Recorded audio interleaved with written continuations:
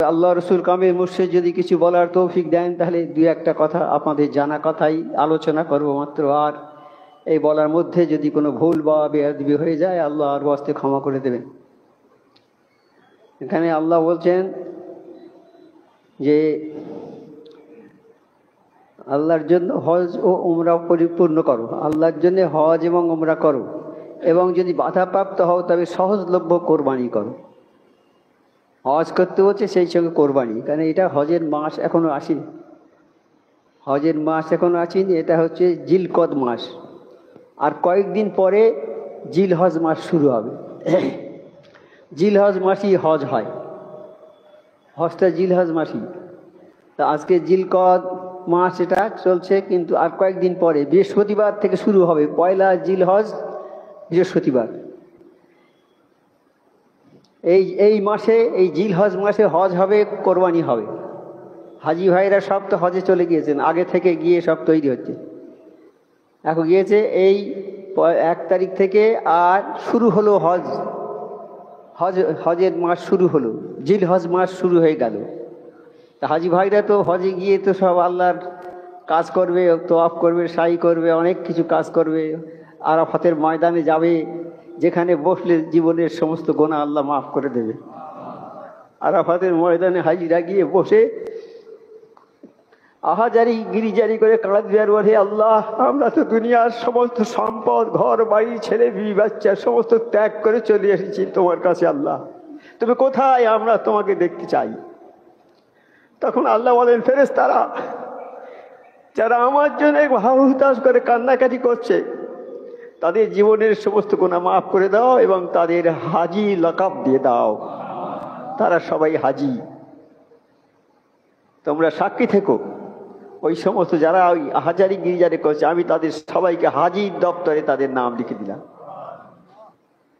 তাহলে সেই হাজি ভাইরা, আমরা তো যেতে পারিনি সেখানে, আমরা যারা আছি অনেকে যেতে পারছি না, কিন্তু এই 10 দিনের, এই 10 দিন যেটা 1 থেকে 10 দিন যেটা জিলহজ মাসের 10 দিন, এই 10 দিন খুব মর্তবাপূর্ণ দিন। হাজি ভাইয়ের ওখানে গিয়ে যেমন সব পাবে, আমরা এখানে যদি এই 10 দিনের ইবাদত বندگی করি তাহলে আমরাও অনেক নেকির হকদার হয়ে যাব, আল্লাহ আমাদের জীবনের অনেক গুনাহ মাফ করে দেবে। তা আমরা তো এই 10 দিন আমরা কি কি কাজ করব, কি করতে হবে সেইটা একটু আলোচনা করি। নবী সাল্লাল্লাহু আলাইহি ওয়াসাল্লাম বলেছেন, হে মানবগণ, আল্লাহ তাআলা জিলহজ মাসকে তোমাদের জন্য কি মহত্বপূর্ণ করে সৃষ্টি করেছেন। আল্লাহ তাআলা এই মাসগুলো, যত মাস সৃষ্টি, সব মাসই তো আল্লাহ পাকের সৃষ্টি, 12টা মাস। তা বলছি, আল্লাহ বলছেন, হে মানবগণ, এই নবী করিম সাল্লাল্লাহু আলাইহি ওয়াসাল্লাম বলছেন, নবী সাল্লাল্লাহু আলাইহি ওয়াসাল্লাম, হে মানবগণ, আল্লাহ তাআলা জিলহজ মাসকে তোমাদের জন্য অতি মহত্বপূর্ণ, অতি গুরুত্বপূর্ণ মাস হিসাবে সৃষ্টি করেছেন, তোমরা তার মর্যাদা রক্ষার প্রতি লক্ষ্য রেখো। এই আজকে হজ বা উমরা সম্পর্কে বা কোরবানি সম্পর্কে অনেক আলোচনা হয়েছে, অনেক আলোচনা হয়েছে। সারা জীবন আমরা বেঁচে থাকবো, যখনই এই দিন আসবে এই একই আলোচনা হবে, একই আলোচনা হবে। কাজেই আজকে অনেক আলোচনা হয়েছে, এর উপরে আলোচনা করার প্রয়োজন নেই, তবু দু একটা কথা বলতে হয়। আমার হুজুর কবিরা বলতেন, আমার সেই জন্য দু একটা কথা বলছি। তা এই মাসটা হচ্ছে খুবই গুরুত্বপূর্ণ মাস, খুব, এই দিনগুলো আরো গুরুত্বপূর্ণ। তোমরা তার মর্যাদা রক্ষার প্রতি লক্ষ্য রেখো, চলাফেরা ওঠা পরে সর্বদা আল্লাহ তাআলা স্মরণ করো। এই 10টা দিন তোমরা ওঠা বসা চলাফেরায় সর্বদা আল্লাহকে স্মরণ করবে। আল্লাহর স্মরণ মানে আল্লাহর ইবাদত করো, আল্লাহকে স্মরণ করে মনে, আল্লাহর ইবাদত হচ্ছে স্মরণ করা। আল্লাহর স্মরণ করা মানে আল্লাহর ইবাদত বন্দেগী করো তোমরা। জিলহজ মাসের ফজিলত সম্পর্কে হযরত রাসূল সাল্লাল্লাহু আলাইহি ওয়াসাল্লাম বলেছেন, এই জিলহজ মাসের কি ফজিলত। রাসূল সাল্লাল্লাহু আলাইহি ওয়াসাল্লাম বলেছেন যে এই জিলহজ মাসের ফজিলত, মর্যাদা অন্যান্য অন্যান্য মাস হতে অত্যধিক বেশি। এই জিলহজের মাসের মর্যাদা অন্যান্য মাসের চেয়ে অনেক বেশি, যেহেতু এ মাসে ইসলামের 5 স্তম্ভের অন্যতম স্তম্ভ হজ পর্ব আদায় হয়ে থাকে। হজ তো এই মাসেই হবে, তাছাড়া অন্য মাসে হজ হবে না, নির্দিষ্ট সময় হজ, জিলহজ মাসেই হজ হবে। এই জিলহজ মাসের ফজিলত, এই এর মর্যাদাশালী ফজিলতপূর্ণ রয়েছে, যথা 1 নম্বর ইয়ামে তারবিহা, অর্থাৎ যেদিন হযরত ইব্রাহিম আলাইহিস সালাম আল্লাহর নিকট হতে হযরত ইসমাইল আলাইহিস সালামকে কুরবানি করার আদেশ প্রাপ্ত হয়েছিলেন। এই 10 দিনের মধ্যে এই দিনগুলো হচ্ছে সবচেয়ে মূল্যবান, যেদিন ওই আমার ইব্রাহিম আলাইহিস সালাম আল্লাহর কাছ থেকে আদেশ পেয়েছিলেন ছেলেকে কোরবানি করার জন্য। আল্লাহ পাক ওকে স্বপ্নে দেখালেন যে উনি যেন নিজের ছেলে ইসমাইলকে কোরবানি করছে। তারপরে উনি অনেক কোরবানি করলেন, 100 উট কোরবানি করে দিয়েছেন। আবার স্বপ্ন হচ্ছে ইব্রাহিম, তোমার সবচেয়ে প্রিয় জিনিস যেটা সেটি কোরবানি করো। উনি চিন্তা করছেন যে আমার প্রিয় জিনিস কোনটা। শেষ করে চিন্তা করে উনি ঠিক করলেন যে আমার প্রিয় জিনিস হচ্ছে আমার সন্তান ইসমাইল আলাইহিস সালাম। ইসমাইল আমার প্রিয় জিনিস, কারণ ওনার সন্তান ছিল না। 70-80 বছর বয়সে বোধহয় সন্তান হয়েছিল, ওই একটাই সন্তান। তাও আবার সেই সন্তানটাকে আল্লাহর হুকুম হলো, যাও ওদেরকে বনবাসে দিয়ে এসো। তো বাচ্চা শিশু সেই দিয়ে আসলো সাফা মারোয়া পাহাড় ওইখানে, তখন ওখানে জঙ্গল ছিল সব, সেইখানে দিয়ে চলে এসছে। আর সেইখানে মা হাজেরার কাছে বড় হয়েছে ছেলে। এখন ছেলে বড় হয়েছে, বাপের সঙ্গে চলাফেরা করতে পারে, এখন আছে, তাদের সারা জীবনও দেখেনি। আর এখন যদি বলে তার স্ত্রীর কাছে যে তোমার ছেলেকে এটা হুকুম হয়েছে আল্লাহর যে কোরবানি করার জন্যে, তাহলে কি রাজি হবে সে? এই ভয়ে সবসময় যে ছেলেকে আমি দেখিনি, যে ছেলেকে আমি সেবা যত্ন করি রে, খাওয়া পড়া দিইনি, সেই ছেলে বড় হয়েছে, এখন যদি বলি ওকে দাও, আল্লাহ বলেছে কোরবানি দেবো, তাকে রাজি হবে হাজেরা? সবসময় ভয় হচ্ছে তাই। তাই ওই দিনটা হচ্ছে সর্বশ্রেষ্ঠ, যেদিনে আল্লাহ বলেছে যে তোমার ছেলেকে কোরবানি দিতে হবে। দেখছি যেন স্বপ্নে নিজে হাতে কোরবানি করছে, তা 100 উট কোরবানি দিয়ে দিতে হলো না। তখন বলছে যে আল্লাহ বলছে দেখো তোমার সবচেয়ে প্রিয় জিনিস যেটা সেইটি কোরবানি করো। তা উনি ঠিক করলেন সবচেয়ে প্রিয় জিনিস আমার ছেলে ইসমাইল, এই একটাই মাত্র সন্তান আমার, ওই আমার সবচেয়ে প্রিয়, তাইলে ওকেই কোরবানি করতে হবে। ও কি কোরবানি করার কথা আল্লাহ ইঙ্গিত দিচ্ছে। তারপরে আল্লাহ আবার জানে, হ্যাঁ তোমার এই সন্তানকে কোরবানি করতে। আর একটা দিন হচ্ছে ইয়াউমুন নাহর, অর্থাৎ কোরবানির দিন। কোরবানির দিন আমরা তো কোরবানি করি, তা ওই জিলহজ মাসের মধ্যেই এটা। তা এই 3টে দিন সবচেয়ে গুরুত্বপূর্ণ। দ্বিতীয়ত হচ্ছে কোরবানির দিন। কোরবানির দিন বলছেন যে কোরবানির দিন কোরবানি করা ছাড়া উত্তম কাজ আর নেই। কোরবানির দিনে একমাত্র কোরবানিটাই সর্বশ্রেষ্ঠ কাজ। এই কোরবানি করাটি হচ্ছে সবচেয়ে উত্তম কাজ, এর চেয়ে আর কোনো কাজ নেই ওই দিন, ওই কোরবানির দিনটা। তা আমরা সেই দিনে কোরবানি করি। আর তৃতীয় হচ্ছে হজের দিন। হজের দিন যেদিন হজ হয়, এই 3টে দিন হচ্ছে খুব ফজিলতপূর্ণ, মর্যাদাশালী। রাসূল সাল্লাল্লাহু আলাইহি ওয়াসাল্লাম বলেছেন আল্লাহ তাআলার নিকট জিলহজের প্রথম 10 দিনের চেয়ে আর কোনো দিনের ইবাদত এত প্রিয় নেই। এই জিলহজের এই 10টা দিন, 1 থেকে 10 দিন, এই 10 দিনের ইবাদতটা এর চেয়ে প্রিয় ইবাদত আল্লাহর কাছে আর কিছু নেই। অবশ্যই দিন সমূহের মধ্যে 1 দিনের রোজা 1 বছরের সওয়াবের তুল্য। এই 10 দিনের মধ্যে যদি কেউ 1 দিন রোজা করে তাহলে কি হবে? 1 বছরের সওয়াবের সমান হবে। 1 বছর রোজা করলে যে সওয়াব হবে, ওই 1 দিনের রোজা সেই সওয়াব হবে। এবং ওই 10 দিনের রাত্রিতে দাঁড়িয়ে ইবাদত করার সওয়াব শবে কদরের রাত্রির সওয়াবের তুল্য। শবে কদরের 1 রাত ইবাদত করলে হবে 1000 মাস ইবাদতের সমান হবে না? তাহলে এই রাত আমি 10 দিন যদি আমরা ইবাদত করি, তাহলে শবে কদরের ইবাদত করার সমান সওয়াব পাবো আমরা। হ্যাঁ, তো এক একটা জিনিসের, এক একটা সময়ের এক একটা কদরদানি আছে। হ্যাঁ, এক একটা সময়ে এক একটা বিশেষ হয়, আল্লাহর রহমত বর্ষিত হয়। শবে কদরের রাতে ইবাদত করবে, তোমার 1000 মাস ইবাদত করার সমান সওয়াব হবে। অন্য মাসে করলে এত হবে, কিন্তু এই যে 10 দিন, এই 10 দিনের যে কোনো একদিন তুমি যদি করো, একটা রোজা দাঁড়িয়ে ইবাদত যদি করো, তাহলে ওই শবে কদরের যে সওয়াব, ওই রকম সওয়াব পাবে। তাহলে আমরা তো হজে যাইনি, এখন বাড়িতে আছি সবাই, তাহলে আমরা এই 10 দিনকে আমরা তাজিম করব, ভালো করে 10 দিনে যে কাজগুলো সেই অনুষ্ঠানগুলো আমরা পালন করে যাব, তাহলে আমরা অনেক নেকি পেয়ে যাব। অতএব উক্ত দিনগুলোর মধ্যে বহু পরিমাণ তামজিদ অর্থাৎ পাক কালিমা ইত্যাদি, তসবিহ সুবহানাল্লাহ ইত্যাদি, তাহলিল লা ইলাহা ইল্লাল্লাহ ইত্যাদি, তাকবীর আল্লাহু আকবার ইত্যাদি বলবে, অর্থাৎ ওজিফাটা আমরা পড়বো এই 10 দিনে। আমরা নাম ইবাদত বন্দেগী করবো, আমরা তো এমনি পড়ি, তাছাড়া এই দিনে একটু বেশি করে ইবাদত বন্দেগী করে 2-4 রাকাত বেশি করে নফল নামাজ পড়ে আমরা আমাদের ওজিফাটাই পড়ব। ওজিফা পড়বো, তাহলে কি হবে, আমাদের বিরাট আমাদের জীবনের সমস্ত গুনাহ আল্লাহ মাফ করে দেবে।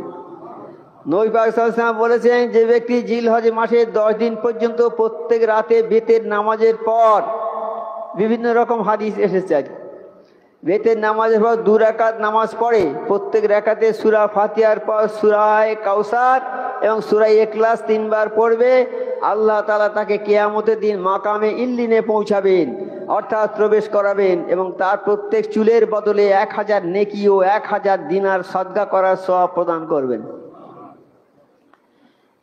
তাহলে দেখুন, তাহলে কি মর্তবাপূর্ণ দিন। প্রত্যেক রাতে বেতেরের পরে 2 রাকাত নফল নামাজ পড়বে, আর বেশি না, 2 রাকাত নফল নামাজ পড়ে একটু ওজিফা টজিফা ভালো করে পড়ে দেবেন, দিয়ে মোনাজাত করবেন, তাহলে এই নেকি হয়ে যাবে। কি হবে, আবার জান্নাতে চলে যাবেন। হ্যাঁ, প্রত্যেক চুলের বদলে 1000 নেকি, তাহলে কত চুল আছে মানুষের গায়ে, এক একটা চুলের বদলে 1000 নেকি ও 1000 দিনার সদকা করার সওয়াব পাবেন। সদকার নেকি হবে, আর নেকি হবে, এমনি নেকি হবে চুলের বদলে 1000 নেকি। নবী করিম সাল্লাল্লাহু আলাইহি ওয়াসাল্লাম বলেছেন, আল্লাহ তাআলা জিলহজ মাসের 10 তারিখে আদম আলাইহিস সালামের তওবা কবুল করেছিলেন। আদম আলাইহিস সালাম অন্যায় করে কাঁদছেন, শুধু কাঁদতে কাঁদতে চোখের পানিতে গাছপালা জন্মে গেছে সব, তবু তওবা কবুল হয়নি। এই জিলহজের 10 তারিখে, এই জিল মাসের 10 তারিখে আদম আলাইহিস সালামের তওবা কবুল করেছিলেন আল্লাহ। এই তাহলে কত মর্তবাপূর্ণ মাস, এটা কত মর্তবাপূর্ণ দিন 10 তারিখটা। আদম আলাইহিস সালাম কেঁদেছে, এত কান্না কেঁদেছে, চোখের পানিতে গাছপালা জন্মে গেছে, কিন্তু কবুল হয়নি আমার দোয়া। আর ওই 10 তারিখে ওর দোয়া আল্লাহ কবুল করেছেন। তাহলে আমরা অনেক গোনা করেছি তো, জীবনে অনেক গোনা করেছি। আদম আলাইহিস সালাম তো আমাদের মতো নয়, তিনি তো, তাকে আল্লাহ সৃষ্টি করেছেন কত ভালোবেসে, তিনি কত কান্নাকাটি করেছেন, কিন্তু মাফ হয়নি। এই তারিখে মাফ হয়েছে। তাহলে এই তারিখটা কত ইম্পর্টেন্ট জিনিস। হ্যাঁ, এই তারিখটা হচ্ছে খুব মূল্যবান। এই তারিখে যদি আমরা এবার গোনা তওবা করি, কেউ মাসে বললেন এই মাসে বেশি বেশি করে তওবা করতে হবে। তা ওই দিন তওবা কবুল হয়েছিল আমার আদম আলাইহিস সালামের। আমরা যদি তওবা করি, তওবা করা মানে ফিরে আসা, জীবনে যত গোনা করেছি, আল্লাহ গোনা করেছি, আমাদের গোনা মাফ করে দাও। এইবার তওবা পড়ে আমরা বলি এইটা, তা মাফ করে দিই। তা এই তারিখে যদি আমরা করি, তাহলে ইনশাল্লাহ মাফ আল্লাহ করে দেবেন, আল্লাহ আমাদের গোনা মাফ করে দেবেন। বলছে তোমরা করো এইটা, এই রাত্রে এই ইবাদত বন্দেগী করো, করে তওবা চাও, আমি আল্লাহ তোমাদের তওবা গ্রহণ করব, অর্থাৎ তওবা কবুল করব, মানে আমাদের জীবনের সমস্ত গুনাহ মাফ হয়ে যাবে। পুনরায় আল্লাহ তাআলা জিলহজে আরাফাত দিন অর্থাৎ 9ম তারিখে আদম আলাইহিস সালামের সমস্ত গুনাহ মাফ করেছিলেন, আর 9 তারিখে সমস্ত গুনাহ মাফ করে দিয়েছিলেন। হযরত ইব্রাহিম আলাইহিস সালাম 10ম জিলহজ তারিখে আগুন হতে নিরাপদ হয়েছিলেন। এই 10ম জিলহজ, এই 10 তারিখ, জিলহজের 10 তারিখে আদম ইব্রাহিম আলাইহিস সালামকে আগুনে ফেলেছিল, আর নমরুদ আগুনে ফেলেছিল আগুন কুণ্ডে, আগুন থেকে আল্লাহ বাঁচিয়েছেন ওনাকে ওই 10 তারিখে। তাহলে ওই তারিখটা কত মূল্যবান জিনিস। আমরা ওই তারিখে আমরা ইবাদত বন্দেগী করব বা তাসবিহ তাহলিল করব ওই মাসে। আর ওই তারিখে ইব্রাহিম আলাইহিস সালাম কাবা গৃহ নির্মাণ করেছিলেন। ওই 10 তারিখে ইব্রাহিম আলাইহিস সালাম কাবা গৃহ উনি নির্মাণ করেছিলেন। হাদিস শরীফে বর্ণিত আছে, নবী করিম সাল্লাল্লাহু আলাইহি ওয়াসাল্লাম বলেছেন, আল্লাহ তাআলা হজের মাসের 10ম তারিখে মুসা আলাইহিস সালামের মোনাজাত কবুল করে তাকে বুজুর্গ করেছিলেন। ওই 10 তারিখে মুসা আলাইহিস সালামের মোনাজাত আল্লাহ কবুল করেছিলেন। হযরত দাউদ আলাইহিস সালাম উক্ত তারিখে স্বীয় গুনাহের জন্য মাপ চেয়েছিলেন। দাউদ আলাইহিস সালাম গুনাহ করে ফেলেছিল, যা গুনার কারণে ওই 10 তারিখে গুনাহ মাফ হয়ে গেছিল, আল্লাহ মাফ করে দিয়েছিলেন। তাহলে আমাদের মহাশয় যে বললেন যে এই 10 তারিখ এই 1 থেকে 1 জিলহজ থেকে 10ই জিলহজ পর্যন্ত আমাদের বেশি বেশি করে তওবা করতে হবে। গুনাহ মাফ হবে তওবার মাধ্যমে। তওবা চাওয়া মানে আমরা, হে আল্লাহ আমরা গুনাহ করেছি, আমরা অন্যায় করেছি, আমরা সেইটার পথ থেকে ফিরে আসছি, তোমার দিকে আর জীবনে গুনাহ করব না, তাই এই মাফ হয়ে যাবে। তাহলে এই রাতে যদি আমরা ইবাদত করি এই রাত্রে, তাহলে আমাদের গুনাহ নিশ্চয়ই আল্লাহ মাফ করে দেবেন। এই রাতটা খুব বুজুর্গ রাত। নবী হজরত বলছেন আল্লাহ তাআলা হজের 10 তারিখে মুসা আলাইহিস সালামের মোনাজাতটা কবুল করেছিলেন, আদম আলাইহিস সালামের গুনাহ মাফ করেছিলেন, তারপরে দাউদ আলাইহিস সালামের গুনাহ মাফ করেছিলেন, সব ওই 10 তারিখে। এই 10 তারিখটা কত মূল্যবান তারিখ। হযরত আনাস রাদিয়াল্লাহু আনহু বর্ণিত আছে, তিনি বলেছেন 4টি বস্তু হযরত নবী করিম সাল্লাল্লাহু আলাইহি ওয়াসাল্লাম পরিত্যাগ করেননি। 4টে জিনিস। 1 নম্বর হচ্ছে জিলহজ মাসের 10 দিনের রোজা। জিলহজ মাসের রোজা প্রথম থেকে 10 পর্যন্ত আমার নবী পাক সাল্লাল্লাহু আলাইহি ওয়াসাল্লাম রোজা করেছেন।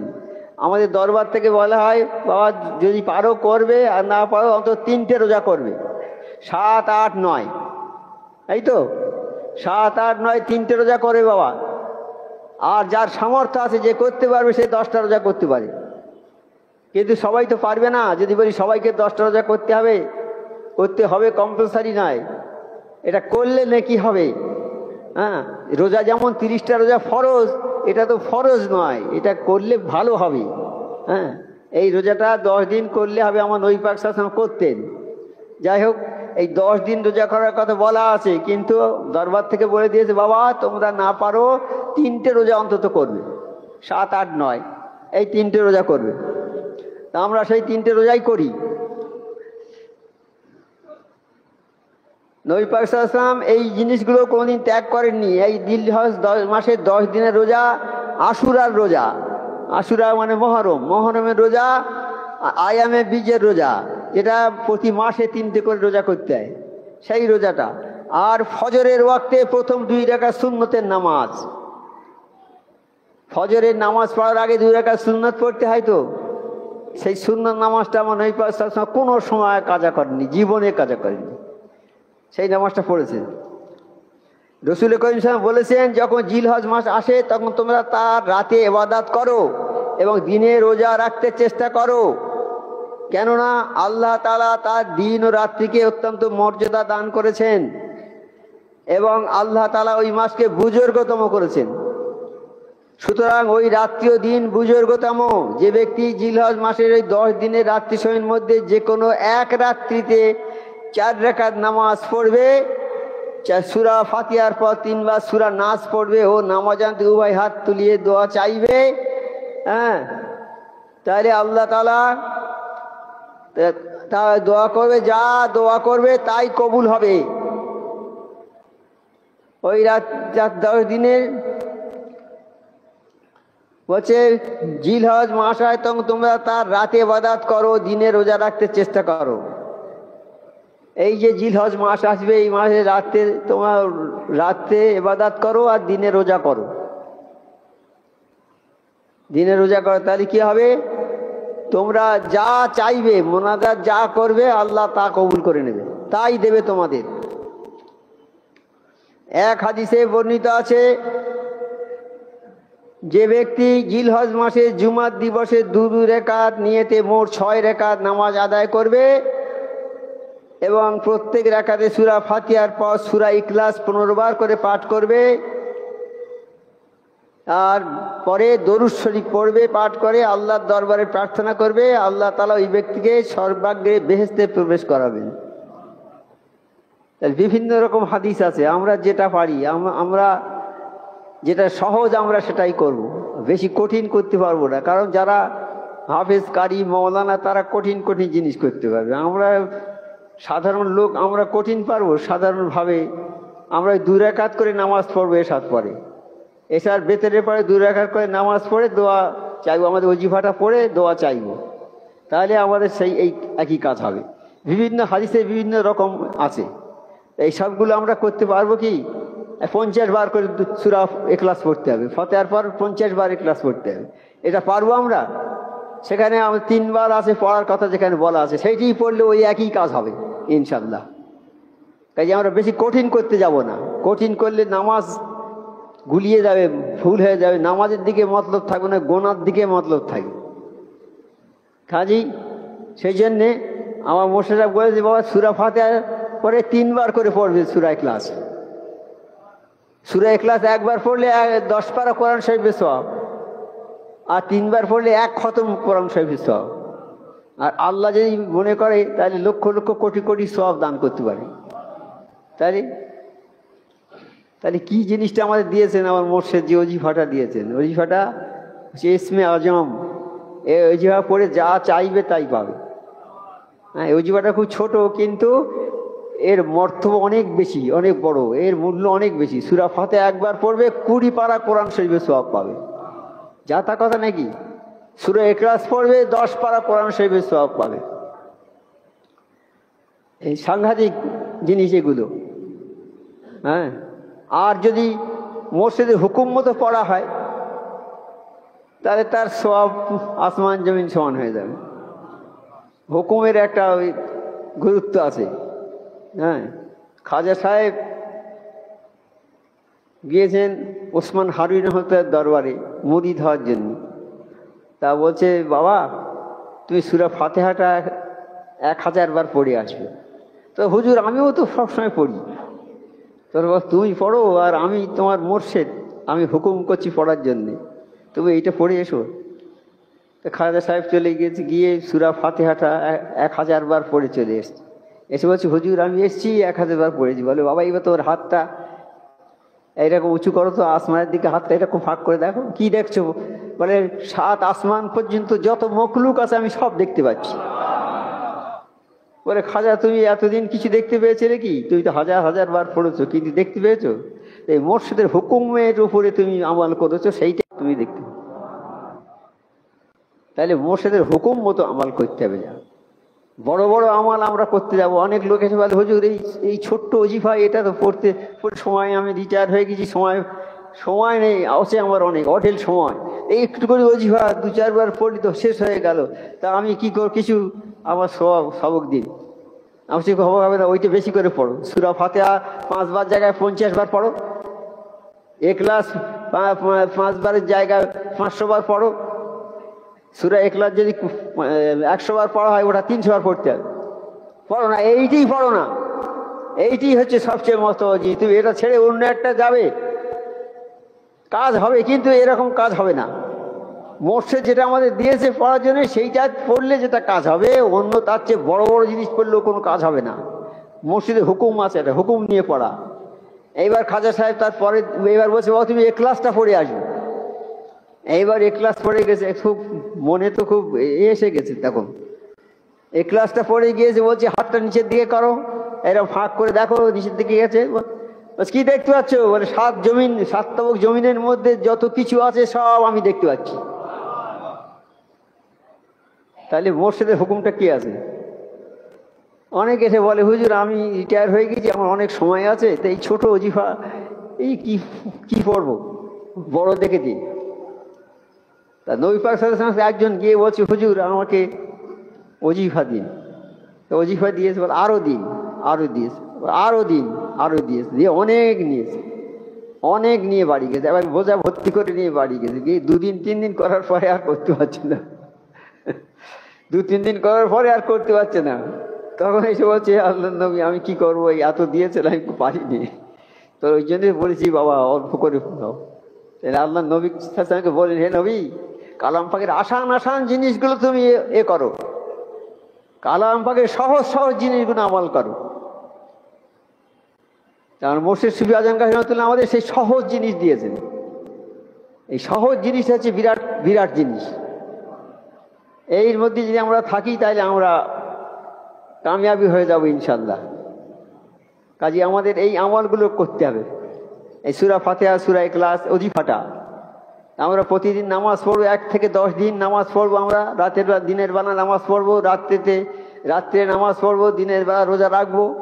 যারা সম্ভব হবে 10 দিন রাখবেন, নয়তো মোর্শেদ যেটা বলে সেইটাই আমরা রাখবো 3 দিন। আর প্রতিদিন ওই ইবাদত বন্দি করবো, একটু ছোট্ট করে ইবাদত বন্দি করবো। 2 রাকাত নফল নামাজ পড়বো, এসার পরে ভেতরের নামাজের পড়ার পরে 2 রাকাত নামাজ পড়ে ওজিফা পড়ে মোনাজাত করবো। যা করবে আল্লাহ সব কবুল করে দেবে। হাদিস শরীফে বর্ণিত আছে, রাসূলুল্লাহ সাল্লাল্লাহু আলাইহি ওয়াসাল্লাম বলেছেন, যে ব্যক্তি জিলহজ মাসের প্রথম দিন রোজা রাখবে, সে ব্যক্তি যেন বিরামবিহীনভাবে পরিশ্রান্ত হয়ে 2000 বছর যাবৎ আল্লাহর রাস্তায় জেহাদে অংশগ্রহণ করল। প্রথম দিন যদি রোজা রাখে, একটা দিন, প্রথম দিন রোজা রাখলে এই সওয়াব পাবে। 2000 বছর যাবৎ আল্লাহর রাস্তায় জিহাদে অংশগ্রহণ করা, সেই সওয়াবটা পাবে। আর 2 নম্বর, আর যে ব্যক্তি এ মাসের 3য় দিনে রোজা রাখলো, সে যেন বনি ইসরাইল কওমে 3000 গোলাম আজাদ করে দিল।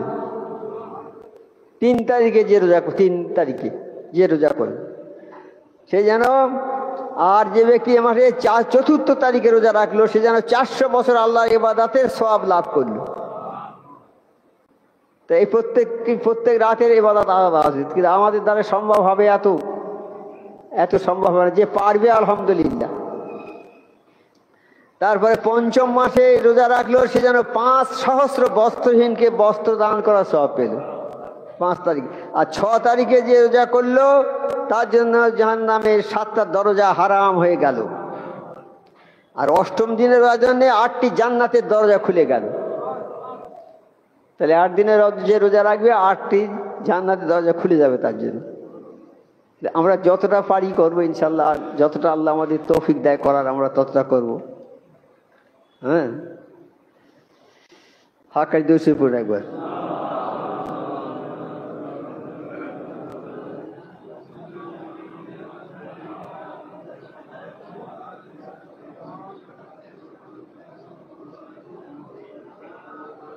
আর একটা হাদিসে, অন্য হাদিসে আছে দেখুন, আর একটা অন্য হাদিসে রাসূলুল্লাহ সাল্লাল্লাহু আলাইহি ওয়াসাল্লাম বলেছেন, যে ব্যক্তি জিলহজ মাসের প্রথম দিন রোজা রাখবে, সে ব্যক্তি 66,000 বার কোরআন খতমের সওয়াব লাভ করবে। 66,000 বার কোরআন খতমের সওয়াব, তাহলে কত সওয়াব। আর যে ব্যক্তি এ মাসে 4টি রোজা রাখবে, সে ব্যক্তি তার সমস্ত গুনাহ হতে পাক হয়ে যাবে। আর যে ব্যক্তি এ মাসে 5টি রোজা রাখবে, তার আমলনামায় 50 বছরের ইবাদতের সওয়াব লেখা হবে। আর যে ব্যক্তি 6টি রোজা রাখবে, তার আমলনামায় 6000 আম্বিয়াদের সওয়াব লেখা হবে। আর যে ব্যক্তি 7টি রোজা রাখবে, তার আমলনামায় 70,000 ফেরেশতার তুল্য সওয়াব লেখা হবে। আর যে ব্যক্তি এ মাসের মধ্যে 10 দিন দান খয়রাত করবে, তাকে আল্লাহ তাআলা জাহান্নামের আযাব হতে নাজাত দেবে।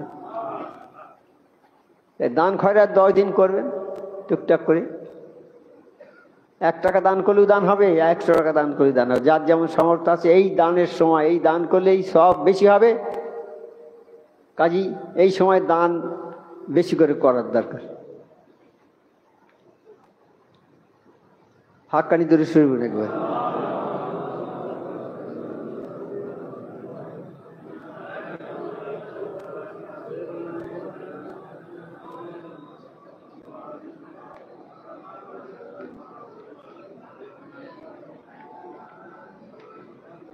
এইবার আমাদের এই জিলহজ মাসে 10 তারিখে কোরবানি শুরু হবে। 10 তারিখ থেকে ওই দিন 10 তারিখে ঈদের জোহর নামাজ পর কোরবানি শুরু হবে। নামাজ পড়ে, আর নামাজ পড়তে যাওয়ার সময় কিছু খেয়ে যাবে না, না খেয়ে যেতে হবে। আর আমাদের ঈদুল ফিতরের নামাজ খেয়ে যেতে হয়, আর এই নামাজটা না খেয়ে যেতে হবে। না খেয়ে গিয়ে নামাজ পড়ে ফিরে আসার পরে তারপরে গরু কোরবানি করতে হয়। কোরবানি করার পরে তারপর খানা পিনা করতে হয়।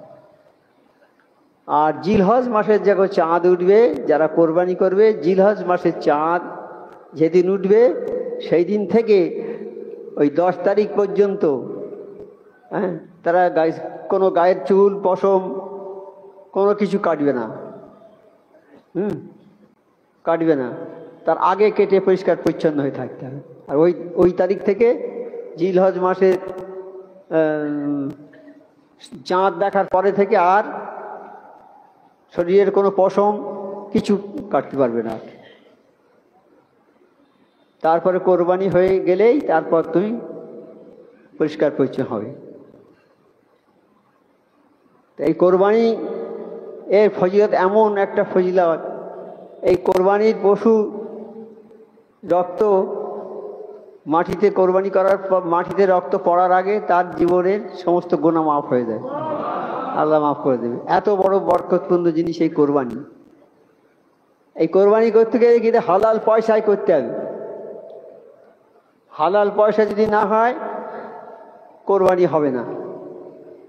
হালাল পয়সায় কোরবানি করতে হবে। আর এখন তো দেখা যাচ্ছে যারা নামাজ পড়ে না তারা এনে গরু কিনে কোরবানি দিচ্ছে। কোরবানি হবে? আল্লাহর কাছে ওই বেনামাজি জিনিস আল্লাহ গ্রহণ করবে? হবে না কোরবানি। এই কোরবানিটা আমরা নামের জন্যে করি, আমার পয়সা আছে আমি নামের জন্যে করি, কিন্তু আল্লাহর কাছে পৌঁছবে না, গোনা হয়ে যাবে। যত লোক খাবে ওই মাংস, প্রত্যেকের গোনাটা তার ঘাড়ে এসে চাপবে। যত লোকের গোনা, যত লোক খাবে, আমার এই অসৎভাবে গরু কেনা বা এই হালাল পয়সা নয়, বা আমি নামাজ পড়ি না, যারা এই দরবারে আসে কোরবানির কথা বলে, আমরা বলি বাবা নামাজ পড়ো, বলছে যে হুজুর নামাজ পড়ি। ব্যাংকে কোনো সুদের দেনা টেনা আছে? বলছে না, কোনো কিছু নেই। তাহলে তুমি কোরবানি করতে পারো, তোমার পয়সা হালাল আছে তো? বলছে হ্যাঁ। আর যারা নামাজ পড়ে না, তাই বলছি বাবা তুমি কোরবানি তুমি করতে পারো, যদি করো, তোমার জন্য কোরবানি আমরা হুকুম দিতে পারবো না, কারণ বেনামাজির কোরবানি হবে না। বেনামাজির কোরবানি হবে বাবা। আজকে তো সব কোরবানি দিচ্ছে, আর মসজিদে মসজিদে ওই সারা গ্রামের গরুগুলো এনে কোরবানি করে এক জায়গায় করে সব মাংস সব বিতরণ করে দিচ্ছে, হালাল হারাম মিশিয়ে দিচ্ছে। এটা হবে কি? এটা হবে না। এটা না করেই ভালো। মানে যার গরু সে কোরবানি দেবে বাড়িতে, আমরা জানি যে এই লোকটার পয়সা ভালো নয়, সে কোরবানি দিতে গোশ নিয়ে আসবে, আমি নিতে পারি নাও নিতে পারি, হ্যাঁ, যাই হোক, সেইগুলো থেকে মানুষ অন্তত বেঁচে যাবে। যখনই একসঙ্গে করে কোরবানি হবে তখন ওই গোশ সব মিশে যাবে, আর সবার বাড়িতে বাড়িতে দিয়ে আসবে, দিয়ে ফেতনার সৃষ্টি হয়ে যাবে। কাজী সেই জন্য হালাল পয়সা দিয়ে কোরবানি করতে হবে। যদি কেউ মনে করে যে আমার হারাম পয়সা, এই পয়সায় কোরবানি করে সবাই খাবে, খাওয়ালে সবার গোনাগুলো তোমার ঘাড়ে চেপে যাবে, তো বিরাট বিপদের মধ্যে পড়ে যাবে। তুমি মানে কোরবানি করে নেকির জন্য করে গোনা হবে। কাজী এই কোরবানি ওইভাবে করবে না। এই কোরবানিটা হচ্ছে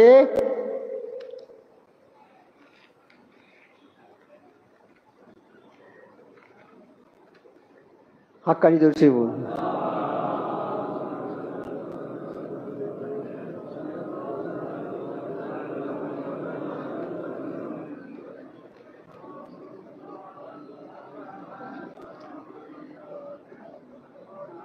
কোরবানির প্রত্যেকটি পশমের পরিবর্তে এক একটি করে নেকি লেখা হয়। এই কোরবানির পশু যে কোরবানি আমরা করি, এই এক একটা পশমের বদলে এক একটা নেকি হয়। এই পশম গোনা যাবে? একটা গরুর পশম গোনা যাবে বাবা? কত পশম আছে, ওই এক একটা পশমের বদলে এক একটা নেকি হবে। বেসুমার নেকি, বেসুমার। হ্যাঁ, হযরত যায়েদ বিন আকরাম রাদিয়াল্লাহু থেকে বর্ণিত, তিনি বলেন একদা রাসূলুল্লাহ সাল্লাল্লাহু আলাইহি ওয়াসাল্লামকে সাহাবীগণ জিজ্ঞাসা করলেন, ইয়া রাসূলুল্লাহ সাল্লাল্লাহু আলাইহি ওয়াসাল্লাম, কুরবানি কি জিনিস? সাহাবারা জিজ্ঞেস করছেন নবী পাক সাল্লাল্লাহু আলাইহি ওয়াসাল্লামকে, হে আল্লাহর রাসূল সাল্লাল্লাহু আলাইহি ওয়াসাল্লাম, এই কোরবানি কি জিনিস? জবাবে হুজুর সাল্লাল্লাহু আলাইহি ওয়াসাল্লাম বললেন, এটা তোমাদের পিতা হযরত ইব্রাহিম আলাইহিস সালামের সুন্নাত। এই কোরবানিটা হচ্ছে সুন্নাত। আমাদের আদি পিতা আদম আলাইহিস সালাম, এই ইব্রাহিম আলাইহিস সালাম আদি পিতা নয়, উনি ইব্রাহিম আলাইহিস সালামের সুন্নাত। এটা হুজুর বলে এটা তোমাদের পিতা হযরত ইব্রাহিম আলাইহিস সালামের সুন্নাত। আমাদের ইব্রাহিম আলাইহিস সালামের সুন্নাত এইটা। ইব্রাহিম আলাইহিস সালাম নিজের ছেলেকে কোরবানি করার জন্য নিয়ে গিয়েছিল মিনা প্রান্তরে। সেখানে অনেক ঘটনা আছে, কোরবানি হয়নি, তিনি ছুরি চালিয়েছিলেন গলায়, কিন্তু সে ছুরি কাটেনি। যাই হোক, পুনরায় জিজ্ঞাসা করেন, ইয়া রাসূলুল্লাহ, এতে আমাদের জন্য কি সওয়াব রয়েছে? এই কোরবানিতে কি সওয়াব পাবো আমরা? জবাবে হুজুর সাল্লাল্লাহু আলাইহি ওয়াসাল্লাম বললেন, কোরবানির পশুর প্রতিটি পশমের পরিবর্তে একটি করে নেকি রয়েছে। তারা আবার জিজ্ঞাসা করে, অতিরিক্ত পশম বিশিষ্ট পশুদের প্রত্যেকটি পশমের পরিবর্তে কি সওয়াব পাওয়া যাবে? হুজুর সাল্লাল্লাহু আলাইহি ওয়াসাল্লাম বলে, অতিরিক্ত পশমওয়ালা পশু, ভেড়া, দুম্বা, প্রত্যেক পশমের পরিবর্তে এক একটি করে নেকি রয়েছে। মিশকাত শরীফ প্রথম খণ্ড 129 পৃষ্ঠা, ইবনে মাজাহ দ্বিতীয় খণ্ড 226।